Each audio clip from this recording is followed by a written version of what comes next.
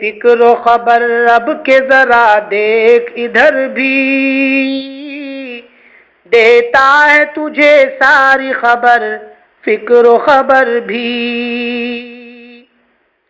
دیتا ہے تجھے ساری خبر فکر و خبر بھی۔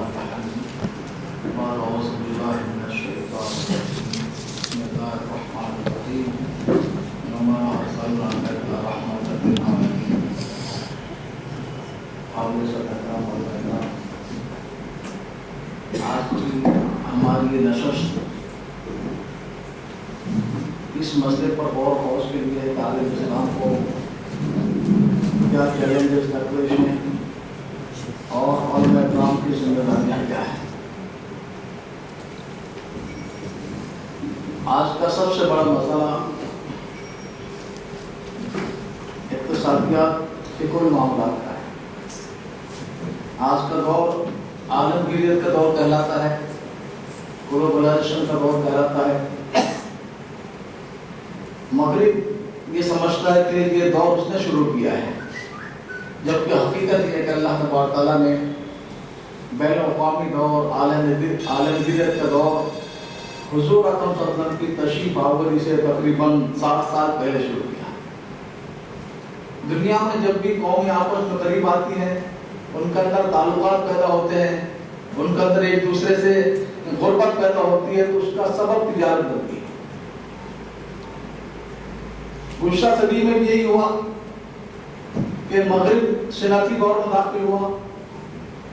انسان مہینوں تک ذاتی طور پر اپنی دستکاری سے محنت کر کے جو چیز حاصل کرتا تھا وہ مشینیں چند گھنٹوں بنا دیتی تھی۔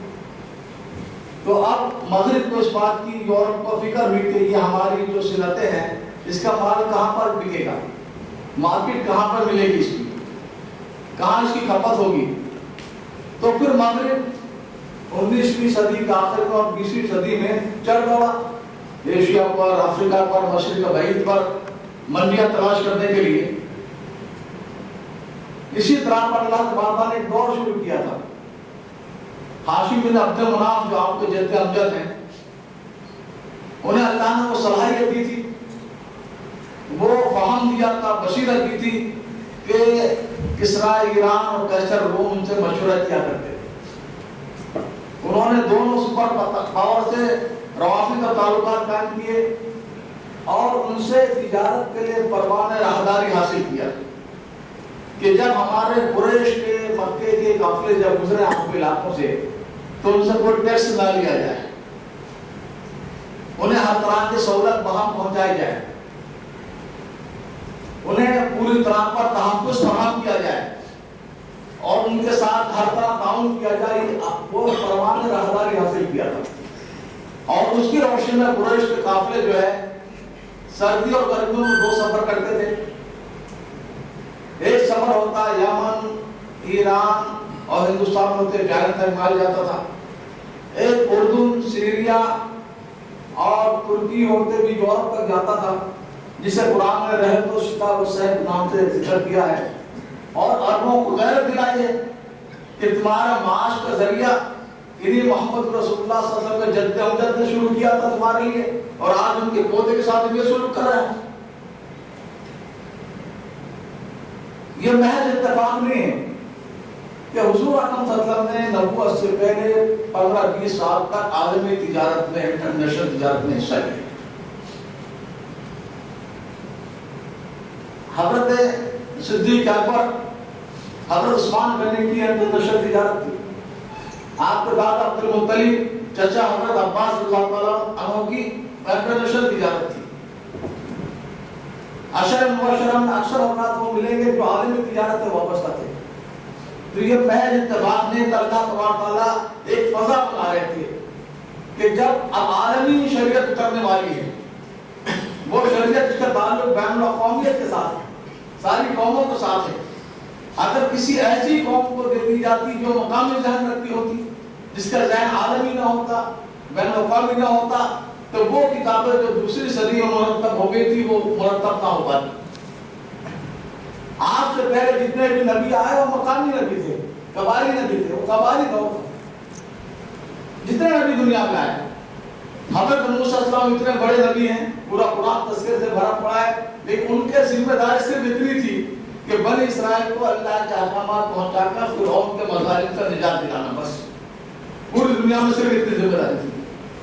حضرت عیسیٰ علیہ السلام اتنے بڑے نبی ہیں، انبیاء بنی اسرائیل کے خاتم ہیں، ان کی ذمہ داری صرف اتنی تھی کہ بنی اسرائیل کی جو گمراہ لوگ ہیں، کھوئے بھیڑے ہیں، انہیں اللہ کا پیغام پہنچانا۔ قرآن بھی کہتا ہے کہ صرف بنی اسرائیل کی طرف بھیجا تھا، بائبل بھی یہ کہتی ہے۔ حضرت عیسیٰ السلام کا قول بائبل نقل کرتی ہے کہ تم سامریوں کے شہر میں مت جانا، صرف بنی اسرائیل کے پاس جانا، اور یہ مجھ سے نہیں ہوگا کہ بنی اسرائیل کے لڑکوں کی روٹی کتوں کو یا غیر بنی اسرائیل کو میں دین پہنچا دوں۔ تو پہلے جو دور تھا حضور کی آمد سے پہلے وہ مقامی اور قبائلی دور تھا، آپ کی آمد کے ساتھ بین الاقوامی دور شروع ہوا۔ گلوبلائزیشن کا دور آپ کی آمد سے شروع ہوا دنیا میں۔ قرآن خود بتاتا ہے کہ ایک بستی میں تین نبی ہیں، قرآن کی شہادت ہے۔ جب ایک گاؤں میں 3 نبی ہوں گے تو کچھ گھرانوں کا ایک نبی ہوگا، کچھ گھرانوں کا ایک نبی ہوگا۔ تو بین الاقوامی دور حضور کی آمد سے شروع ہوا، اور صحابہ کرام چونکہ تجارت سے وابستہ تھے، بین الاقوامی ذہنیت رکھتے تھے۔ حضرت امام احمد بن حنبل نے لکھی ہے یہ بات کہ سعید بن مسیب رضی اللہ تعالیٰ عنہ کہ یہاں سب سے زیادہ تجارت کے احکام مرتب اور مربوط شکل میں ملتے ہیں۔ اتنا بڑا ولی اللہ جسے سید التابعین کہا جاتا ہے، اتنا بڑا محدث، آج کی زبان میں بھی کہہ سکتے ہیں کہ وہ بزنس کا اسپیشلسٹ تھا۔ تو شروع صدیوں میں وہ چیزیں مرتب ہوگی۔ امام مالک رحمۃ اللہ المدونہ جو کتاب ہے 6 جلدوں میں، اس میں ساری تجارت کی جزیات موجود ہیں۔ امام شافعی رحمۃ اللہ نے ایک اپنے گوشے میں بیٹھ کر کتاب العلم لکھی ہے، ابھی جدید جو چھپ کر آئی ہے، اتنی ضخیم 16 جلدوں میں، یعنی اگر ٹیبل پر کتاب العلم رکھیں، دوسرا مثال میں بریٹانیہ کا رکھیں تو یہ زیادہ ضخیم ہوگی، اور اس میں اس دور کے تجارت کے سارے احکامات ہیں۔ تو ان فقہاء نے، علماء نے فقہ المعاملات اور تجارت کو اس طرح نکھارا ہے کہ آج یورپ کے پاس وہ چیزیں نہیں ہیں۔ امام محمد بن حسن شیبانی رحمۃ اللہ علیہ کتاب القصر بوئی لکھ رہے تھے، کسی نے عرض کیا کہ حضرت آپ نے کتاب الزہد و رکعات پر نہیں لکھا؟ اس دور میں ایک درجن محدثین اس پر لکھ رہے تھے، امام محمد بن حنبل رحمۃ اللہ علیہ، عبداللہ مبارک رحمۃ اللہ علیہ، اور بھی بڑے بڑے محدثین۔ تو امام محمد کا کہنا یہ تھا، انہوں نے فرمایا کہ میں نے کتاب القصر و بوئی لکھ دی ہے، وہ کتاب الزہد و رکعات کے سارے تقاضوں کو پورا کرے گی۔ اور امام غزالی نے اس پر یہ لکھا ہے کہ یہ کوئی کمزور بنیاد پر بات نہیں فرمائی تھی، بلکہ بہت مضبوط تھی کہ اب انسانیت بالغ ہو گئی ہے، اب انسان جس طرف جا رہا ہے وہ بین الاقوامی دور ہوگا، بین الاقوامی معاملات سے صاحب کیسے بڑھے گا۔ تو حضور اکرم صلی اللہ علیہ وسلم کے ذریعے سے اللہ نے اس کی تکمیل فرما دی۔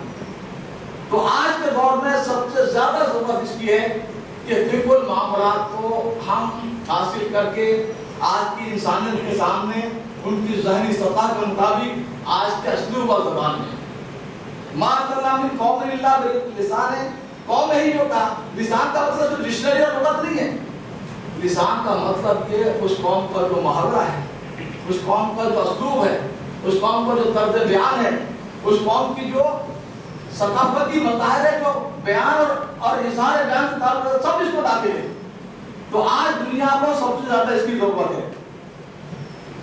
دوسری بات جو میں کہنا چاہتا ہوں وہ یہ کہ آج جو ہمیں چیلنجز پیش ہیں پیش دنیا میں، اسلام کی پوری تاریخ آپ اٹھا کر دیں، کوئی دور ایسا نہیں جب سے اسلام وجود میں آیا، کوئی صدی یا صدی کا کوئی حصہ ایسا نہیں تھا کہ ہمیں چیلنجز درپیش نہ ہو۔ ہر حصے میں، ہر 10-20 سال میں، لیکن وہ چیلنجز کسی ایک پہلو پر ہوتے تھے۔ تاتا نے اتنی بڑی الکار تھی، عالم اسلام کو تہس نہس کر دیا تھا، بغداد میں 20 لاکھ لاشیں پڑی ہوئی تھی، جو کتب خانوں سے دجلے کا پانی سیاہ ہو گیا تھا، لیکن وہ صرف ایک جہاد تھا کہ اس کے پاس اسلحی طور پر وہ حاوی ہو گئے، اور اس کا جواب اسلحہ میں مہارت سے دیا جا سکتا تھا، اس کی ضرورت نہیں پڑی۔ ہماری تہذیب نے انہیں فتح کر لیا، اس کی ضرورت ہی نہیں پڑی. لیکن آج جو ہمیں چیلنجز ہیں وہ ہما جہتی ہیں، وہ عسکری بھی ہے، وہ سیاسی بھی ہے، وہ تعلیمی بھی ہے، وہ فکری بھی ہے، وہ تمدنی بھی ہے، ہما جہتی.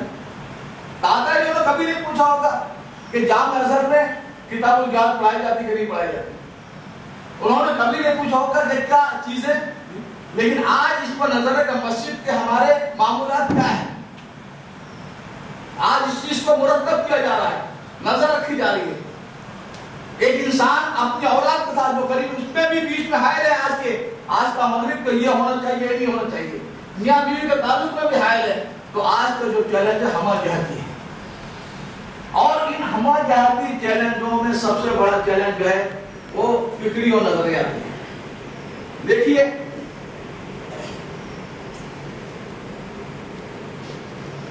آج کا مغرب ہمیں دعوت دے رہا ہے، اور مغرب کے نمائندوں جو ہمارے ملک میں جو ہمارے سربراہ ہیں، جو ہمارے سربراہوں کا طبقہ ہے، ہائی تعلیم یافتہ طبقہ ہو یا ہمارے فوجی ہوں یا ہمارے جو ہے وہ جو سوسائٹی کی اونچی سطح، وہ مغرب کے نمائندہ بن کے ہمیں دعوت دے رہے ہیں. کیا دعوت دے رہے ہیں؟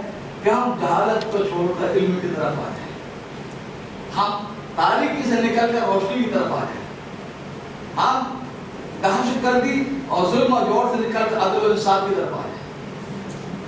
یہ دعوت ہمیں دی جا رہی ہے. اور یہ دعوت ایسی کوئی ذی فام انسان انکار نہیں کرتا.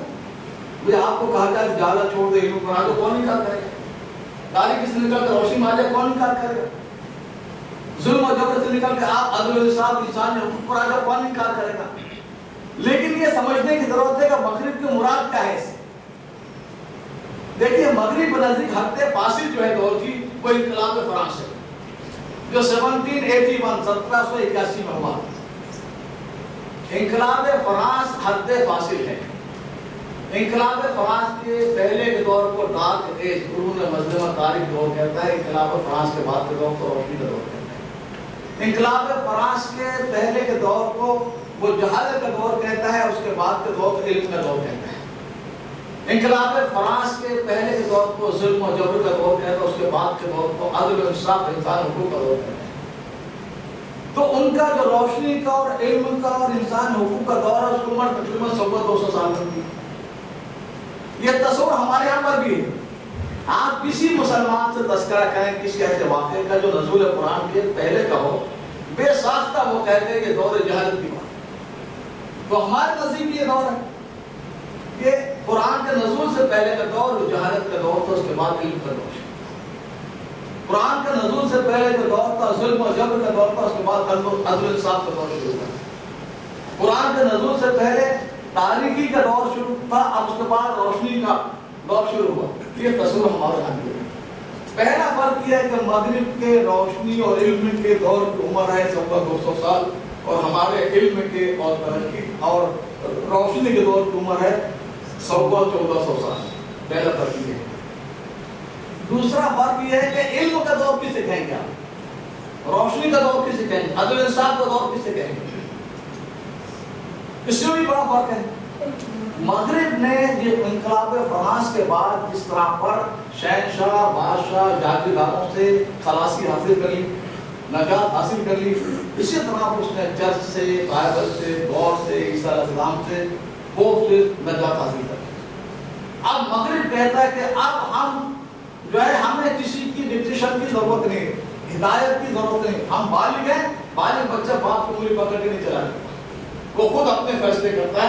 ہم اپنی عقل سے مغرب کا سارا فکر و فلسفہ اور سارے قوانین اور ساری قدریں وہ اس پر گویا دار و مدار اس پر ہے کہ انسانی عقل پر، انسان عقل کیا چاہتا ہے. یعنی مغرب کے نزدیک جو بنیاد ہے وہ خواہشات انسانی ہے. جمہوریت تو ایک ہے جس سے لوگوں کی خواہشات کو پتہ چلتا ہے، لیکن مغرب کا ہر چیز انسان چاہتا کیا ہے. مثال کے طور پر میں جب انگلینڈ میں گیا تو ہمارے یہاں پر پروٹسٹ طبقہ ہے پورا، تو ہمارے جو سب سے بڑا چرچ ہے، کیا نام ہے، کنٹربری، جو جو سب سے بڑا چرچ ہے، وہاں سے احکامات آئے چرچوں کے پادریوں کے نام کہ دیکھو مرد سے مرد کی شادی کو تسلیم نہیں کیا جائے، اس کی مذمت کی جائے، اسے کنڈم کیا جائے، اس کی بڑائی بیان کی جائے، حوصلہ شکری کی جائے اور لوگوں کو کہا جائے کہ صحیح نہیں۔ جب وہ چل پڑا عام ہو گیا تو 25 سال کے بعد وہیں سے احکام آتے ہیں چرچوں کے نام کہ آپ اسے تسلیم کیا جائے، نکاح پڑھا دیا جائے، اس کی مذمت نہ کی جائے، اس کے خلاف لوگوں کو ذہن نہ بنایا جائے۔ تو اب یہ کہ جو انسان ہر وہ چیز ان کے اندر قانونی جو انسان چاہتا ہے، یعنی بنیاد خواہشات پر ہے، حلال حرام ہونے کی، صحیح و غلط ہونے کی، حق و باطل ہونے کی بنیاد کا انسان جو چاہتا ہے وہ صحیح، جو نہیں چاہتا وہ غلط، جو چاہتا ہے وہ حلال، جو نہیں چاہتا وہ حرام۔ تو ان کی بنیاد یہ ہے خواہشات پر، اور ہماری بنیاد کا ہے احکامات پر۔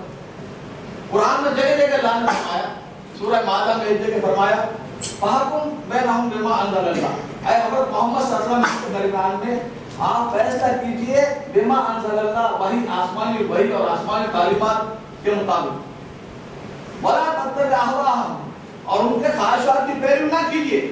کہیں ایسا نہ ہو کہ یہ لوگ آپ کو اللہ کے نزدیک گویا ایک اطلاع میں ڈال دیں خواہشات پر چلا کر۔ تو گویا دو چیزیں، ایک خواہشات ہیں اور ایک احکامات ہیں۔ مغرب کے نزدیک علم کا دور اور روشنی کا دور اور عدل کا دور کیا ہے؟ انسان خواہشات پر چلے۔ ہمارے نزدیک کیا ہے؟ آسمانی تعلیمات اور وحی پر چلے۔ دونوں میں تضاد ہے۔ جو ہمارے نزدیک علم کا دور ہے ان کے نزدیک جہالت کا دور ہے، جو ان کے نزدیک علم کا دور ہے ہمارے نزدیک جہالت کا دور ہے، جو ان کے نزدیک روشنی کا دور ہے ہمارے نزدیک تاریکی کا دور ہے، بالکل تضاد ہے۔ تو دوسرا فرق یہ ہے کہ ان کے نزدیک خواہشات پر انسان ہر خواہشات کی نفی نہیں کرتے ہیں، بلکہ ان خواہشات کی جو شریعت کے خلاف ہوں، منصوص نصوص قطعیہ کے اور آسمانی وحی کے خلاف ہر خواہش کی نفی نہیں کرتے۔ تو دوسرا فرق یہ ہوا کہ مغرب علم کا دور کہتا ہے خواہشات پر چلنے کو، ہم کہتے ہیں احکامات پر چلنے کو۔ تیسرا فرق یہ ہے، دیکھیے حضور اکرم صلی اللہ علیہ وسلم نے حجۃ الوداع میں ایک جملہ فرمایا تھا، کل امر الجاہلیت موضوع تحت قدمیہ۔ آج جاہلیت کی ہر قدر کو میں نے اپنا قدموں کے نیچے رون ڈالا۔ گویا آپ یہ اعلان فرما رہے ہیں کہ میں انسانیت کے قافلے کو علم کی شاہراہ پر لے کر چل پڑا ہوں، اور جہالت کی ساری قدروں کو میں نے اپنے قدموں میں کچل کر تاریخ کے کوڑا دان میں ڈال دیا۔ وہ جہالت کی قدریں کیا تھی؟ وہ قدر یہ تھی، شرک تھا، بت پرستی تھی، شراب تھا، زنا، جوا اور لاٹری، توہم پرستی، نسلی، لسانی، قومی عصبیتیں تھی، توہم پرستی تھی۔ تو یہ جاہلیت کی قدریں تھی۔ جب آپ نے دعوت دی سطح پر کہہ کر قولوا لا الہ الا اللہ تفلحوا، یہ ساری قدریں عرب معاشرت پر غالب اور حاوی تھی، اور 2 عشروں کے بعد جب آپ اعلان فرمانے حجۃ الوداع میں، یہ ساری قدریں عرب معاشرے سے غائب ہو گئی۔ عرب میں بت پرستی نہیں تھی، شرک نہیں تھا، شراب ختم ہو چکی تھی، جوا لاٹری ختم ہو چکا تھا، فیشن پرستی، رقص و سرور، ننگا پن، زنا، توہم پرستی، نجوم پرستی، یہ ساری عصبیتیں ختم ہو چکی تھی۔ تو حضور نے جن قدروں کو پیروں سے روند کر تاریخ کے کوڑا دان میں ڈال دیا تھا، اب اس پر غور فرما آج کی مغرب کی قدریں کیا ہیں؟ کیا مغرب نے کوئی نئی قدر پیش کی ہے؟ مغرب نے آج انسانیت کے سامنے کوئی نئی قدر، یہی چیز ہے آج مغرب کے پاس، یہی ہے، جوا ہے، لاٹری ہے، شراب ہے، زنا ہے، ننگا پن ہے، رقص و سرور ہے، سود ہے، یہ ساری قدریں مغرب کی ہیں۔ یہ تو ساری قدروں پر جو ہمارے نبی نے 1400 سال پہلے اس کے تاریخ کے کوڑا دان میں ڈال دیا۔ مغرب نے کوئی ایسی قدر متعارف نہیں کرائی، بلکہ میں کہوں گا اس پر داد دوں گا مغرب کو، اور اس کی خوبی کا اعتراف کروں گا کہ مغرب ایک بہت اچھا بیوٹی پارلر ہے۔ اس نے گلی سڑی بدبودار متعفن قدروں کو داڑھی کے کوڑے دان سے نکال کر اس کو پالش کر کے اور میک اپ کر کے دوبارہ خوشنما بنا کر دنیا کے سامنے پیش کرتے. تو کلچر کے اعتبار سے، ثقافت کے اعتبار سے بھی جنگ وہی ہے، کردار بدل گئے. اگر ابو جہل کے حوالے سے ہم بیان کریں قدروں کو تو کہیں گے جہالت کر رہے ہیں. آج مغرب اس کو آرٹ اور فن کے نام سے کہتا ہے. افراد کردار بدل گئے، جنگ وہی ہے ثقافت کی جو آج دنیا میں سولائزیشن کی جو جنگ لڑی جا رہی ہے ثقافت کی اور تہذیب کی، یہ وہی جنگ ہے جو حضور کے دور میں آپ نے قدموں کے نیچے رم ڈالی تھی. تو آج بھی پھر مغرب کو اس بات کا ڈر رہا ہے، وہ یہ سمجھتا ہے کہ اب ہم نے دنیا کو کامل نظام دیا. اس طرح قرآن میں کہا الیوم اکملت لکم دینکم. مغرب کہتے ہیں انسانیت کے لیے بہتر جو نظام ہوتا کیا جا سکتا تھا، جو سوچا جا سکتا تھا، وہ ہم دے چکے ہیں دنیا کے سامنے. اس لیے 30 سال پہلے کتابیں لکھی جا رہی ہیں امریکہ میں، اینڈ آف دا ہسٹری، تاریخ کا خاتمہ، لاسٹ انسان، آخری انسان. حالانکہ یہ بھی مغرب کا دعویٰ غلط ہے. حضور اکرم صلی اللہ علیہ وسلم نے اسی خطبہ حجۃ الوداع میں یہ فرما دیا تھا کہ میں آخری نبی ہوں اور تم آخری امت ہو. تو من کا اینڈ آف دا تاریخ تو ہم ہیں، لاسٹ مین ہم ہیں، نہ کہ مغرب ہے. مغرب اگر یہ سمجھتا ہے کہ اسے اپنے مظالم کا حساب نہیں چکانا ہوگا دنیا میں، اسی پر تاریخ ختم ہو جائے گی، اس کی غلط فہمی ہے. مغرب کو اس کا حساب چکانا پڑے گا، اس لیے کہ وہ اینڈ آف دا ہسٹری نہیں ہے، وہ لاسٹ مین نہیں ہے، وہ ہم ہیں. یہ اور بات ہے کہ ہمارا ایک دور گزر چکا ہے، ایک راؤنڈ آنے والا ہے، ایک راؤنڈ ہمارا آنے والے ہیں. تو میں اس کے رہا تک آج دنیا میں مغرب کی طرف سے جو چیلنجز ہمیں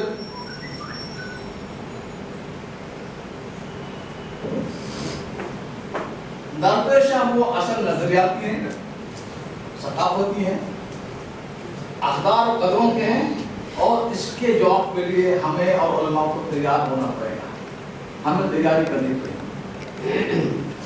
اور تیاری کیا ہے؟ تیاری یہ ہے کہ پہلے تو ہم اب اسلامی علوم میں قرآن، حدیث اور فقہ میں رسوخ کے علم حاصل کریں. پہلے اس میں گہرائی کے ساتھ ہم اپنے جو خزانے اس کو سمجھیں، اس کے بعد میں پھر تنقیدی نگاہ سے مغرب کو دیکھیں. دیکھیے مغرب کو سب سے زیادہ تکلیف کس بات سے ہے؟ وہ اس پر پریشان ہے کہ مسلمانوں کا تعلق اپنے نبی اور اپنی کتاب قرآن اور اللہ کا اتنا زیادہ کمٹمنٹ اتنی زیادہ کیوں ہے، کنوشن اتنا مضبوط کیوں ہے، اس لیے اس کو پاگل کر دیا ہے. وہ کہتا ہے کہ جیسے آپ نے دیکھا ڈنمارک جو خاطے بنائے تھے حضور کے توہین کرنے کے لیے، فلامنگ روز تھا اس صحافی کا نام جس نے 2 بار بھی چھاپے تھے، اور لکھا تھا کہ بھائی مسلمان ہمارے ساتھ آج کی جدید دور میں ترقی یافتہ دور میں نہیں چل سکتے. کیوں؟ کہ ہم نے خدا سے، گاڈ سے، عیسیٰ سے، بائبل سے دامن جھاڑ لیا ہے، نجات حاصل کر لی ہے، لیکن مسلمان نے حاصل نہیں کیا. جس مسلمان سے بات کرو کہتا ہے اللہ نے یہ فرمایا، رسول اللہ نے یہ فرمایا، قرآن میں یہ لکھا. الحمدللہ ثم الحمدللہ، ہزار خرابیوں کے باوجود، بگاڑ کے باوجود، گناہوں کے باوجود ہمارا جو تعلق ہے وہ دنیا میں کسی کا نہیں. اور اس نے مغرب کو پاگل کر دیا ہے. میں وہاں کے لوگوں کو کہتا ہوں کہ تم کسی مسلم ملک میں جاہل سے جاہل مسلمان کو پکڑ کر پوچھو راستہ چلتے ہوئے کہ یہ کہتا ہے، قرآن یہ کہتا ہے، کیا جواب ہوگا؟ عالمی برادری یہ کہتی ہے اور حضور یہ کہتے ہیں، اللہ یہ فرماتا ہے، اور امریکہ اور یورپ اور دنیا کے پوری عالم برادری کہتی ہے. حالانکہ دلال کو نہیں جانتا ہوگا، وہ مسلمان ایک جملے میں کہے گا جو قرآن ہے وہ صحیح ہے، بس جو رسول اللہ نے فرمایا وہ صحیح ہے، اللہ کی بات صحیح، باقی سب غلط ہے. تو ہمارا جو یہ تعلق اور اس کی کوشش میں لگا یہ تعلق کمزور ہو. دیکھیے جیسے ٹیلی فون ہے، اگر اس کا سگنل آ رہا ہے، اس کی وقتی طور پر کچھ نیٹ ورک کی خرابی ہے، وہ دور ہو جائے گی. مغرب کہتا ہم کو اگر ہمارے سامنے کوئی گاڈ کو گالی دے، عیسیٰ کو گالی دے، بائبل کو، تب تو انجوائے کرتے ہیں، اگر بھی رائے حق استعمال کر رہا ہے. یہ مسلمان ہم میں رہتے ہیں، یہ شراب پیتے ہیں، زنا کرتے ہیں، سب کچھ کرتے ہیں، لیکن جب ان کے نبی کا نام آتا ہے تو چہرہ بدل جاتا ہے، سرخ ہو جاتا ہے۔ بڑی جذباتی قوم ہے، جذباتی نہیں، یہ تعلق ہے حضور کے ساتھ۔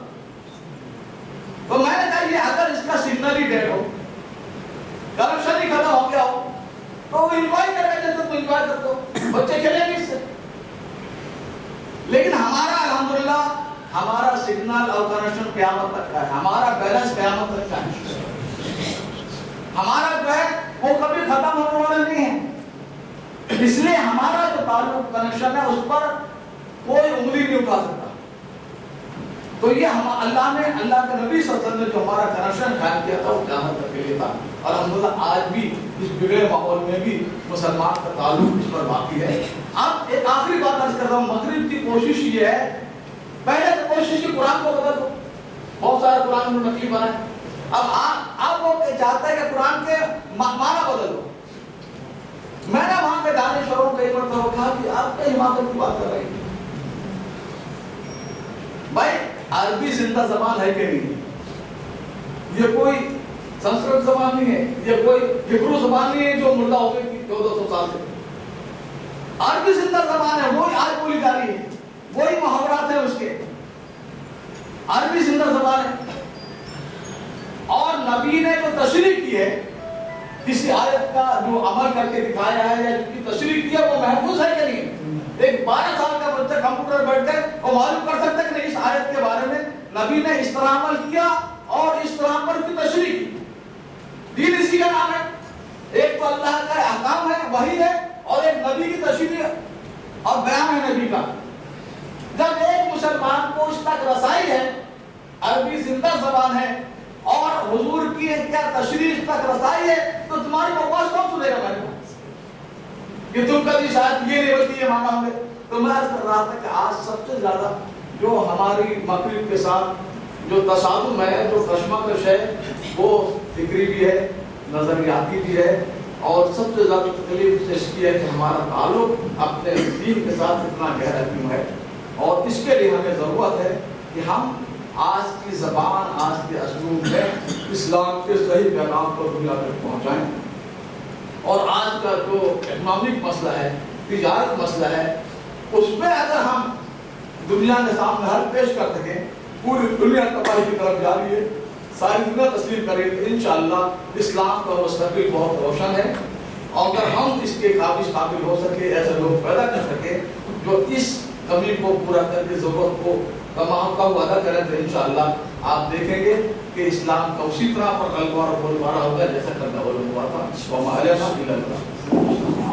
جزاک اللہ مولانا، آپ کی مولانا موضوع تھا ہم مخاطب ہونے کا، مجھے لگتا ہے کہ اس کی تمہید بھی ہے کیونکہ وقت بہت کم تھا، اس لیے میں آپ سے گزارش کروں گا کہ اسی کا تسلسل جاری رہے گا۔ مولانا کا کل انشاءاللہ جامعہ آباد میں ہمارے طلباء، اساتذہ اور ذمہ داروں کے درمیان بھی ایک توسیعی خطبہ ہے، اسی موضوع کا جو ہے کنٹینیوشن ہوگا انشاءاللہ۔ میں آپ سے گزارش کروں گا کل صبح 11 بجے اگر آپ موقع ہو تو ضرور جو ہے تشریف لائیں جامعہ آباد میں، کل شام تک مولانا کی انشاءاللہ یہاں پر قیام کی بات ہے انشاءاللہ، اس کے بعد وہاں تشریف لے جائیں گے۔ صبح آپ سے گزارش ہے ہمارے خاص کر علماء سے گزارش کروں گا کل صبح 11 بجے ضرور تشریف لائیں۔